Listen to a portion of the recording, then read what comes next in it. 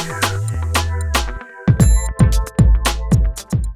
back to beyoungministry.blogspot.com, to another blog out of the Gospel according to John. We're in John chapter 19, verses 38 through 42, which reads, Later, Joseph of Arimathea asked Pilate for the body of Jesus. Now Joseph was a disciple of Jesus, but secretly because he feared the Jewish leaders. With Pilate's permission, he came and took the body away. He was accompanied by Nicodemus, the man who earlier had visited Jesus at night. Nicodemus brought a mixture of myrrh and aloes, about 75 pounds.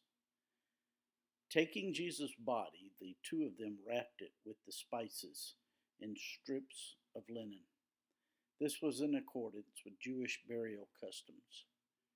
At the place where Jesus was crucified, there was a garden, and in the garden a new tomb, in which no one had ever been laid.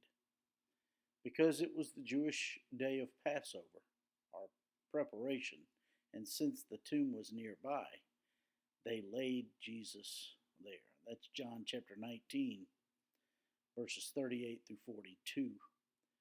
According to verse 38, after the Lord Jesus had died, Joseph of Arimathea, frightened by the threats of the Jewish religious leaders, requested to be allowed to take the dead body of the Lord Jesus down from his cross and bury him. 5% of the Sanhedrin, 2 of 40, came to faith in the Lord Jesus due to the fact that Nicodemus also believed. We should never be surprised that many more will not believe as compared to those who will believe. We must keep this in mind and not be discouraged while sharing the gospel with others. According to verse 39, Joseph was accompanied by Nicodemus, the same Nicodemus who came to have a conversation with the Lord Jesus back in John chapter 3. Like Joseph of Arimathea, Nicodemus was rich, devout in his faith, and righteous. In addition, he was a member of the 40-member Sanhedrin. It is quite obvious that now Joseph of Arimathea and Nicodemus have become followers of the Lord Jesus. We're told in verse 39, Nicodemus brings a mixture of myrrh and aloes, weighing about 100 pounds, which was the amount that would be used to anoint the body of a king or some great wealthy individual. Joseph of Arimathea and Nicodemus counted the cost by taking the dead body of the Lord Jesus down from the cross. According to Numbers 19:11, it was unlawful for anyone, much less members of the Sanhedrin, to touch a dead body.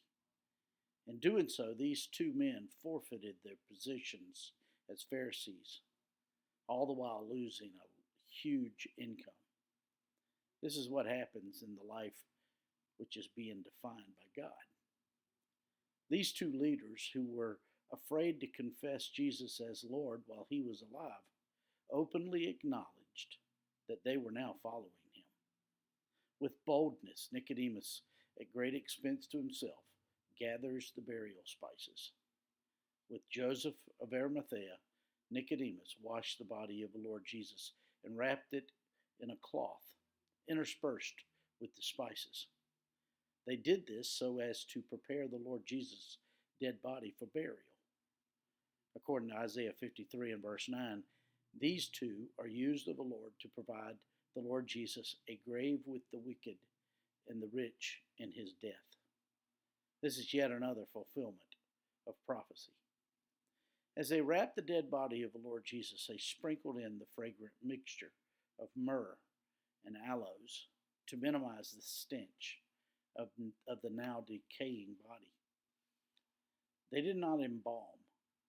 The Jews did not put any kind of a fluid inside the body. They did not drain the blood. The body was wrapped, and as it was being wrapped, this mixture was poured in. Then the head would be wrapped separately from the body. In verse 41, we read, At the place where Jesus was crucified, there was a garden, and in the garden a new tomb, in which no one had ever been laid. The Lord Jesus was buried in a borrowed rich man's tomb. This was due to the hurried nature of getting him into the tomb before the sun went down on the Sabbath.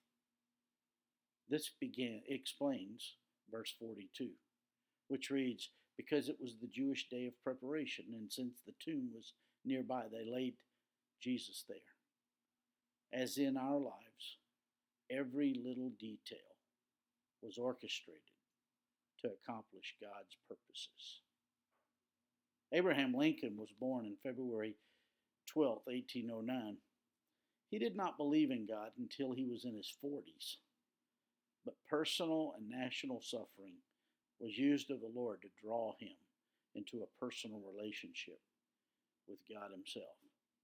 In 1862, Lincoln's 11-year-old son, Willie, died. Lincoln turned to a New York preacher, Phineas Gurley, to help. After several long talks with Gurley, Lincoln entered into a personal relationship with the Lord Jesus. Lincoln confided that he was driven many times to his knees by the overwhelming conviction that he had nowhere else to turn. Similarly, the horrors of the death and wounded soldiers assaulted Lincoln daily.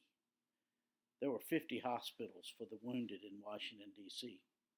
The rotunda of the Capitol held 2,000 cots for wounded soldiers. Typically, 50 soldiers a day died in these temporary hospitals. All of this drove Lincoln deeper into the providence of God. We cannot believe that he who made the world still governs it. Lincoln once said, "Sin began in the Garden of Eden, where mankind entered into an experience he had never been in before. That experience, death. In Romans 5:12, Paul writes, "Therefore, just as sin entered the world through one man, and death through sin, and in this way death came to all people, because all sinned." Death came into mankind's experience in the Garden of Eden. But here, in this garden in Jerusalem, was a new tomb where no one had ever been laid. And in that new tomb, death was conquered. Finally, the tomb the Lord Jesus was buried in was near his cross. No one had ever lain in this tomb. When we have been to a cross, when in God's wisdom something has broken our pride and undermined our self-sufficiency, when we find ourselves bankrupt, the place of resurrection is just around the corner. My friends, I trust this blog and this podcast is helpful to you in your walk with the Lord. If I could be of any service to you, shoot me an email at beyoungministry@gmail.com. Hey, have a great day.